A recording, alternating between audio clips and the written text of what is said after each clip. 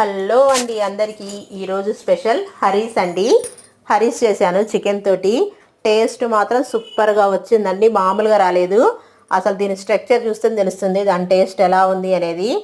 హరీస్ చేయడం పెద్ద ప్రాసెస్ అయితే ఇది తినేటప్పుడు వచ్చే టేస్టే వేరండి. ఆ ప్రాసెస్ అంతా మర్చిపోతాం.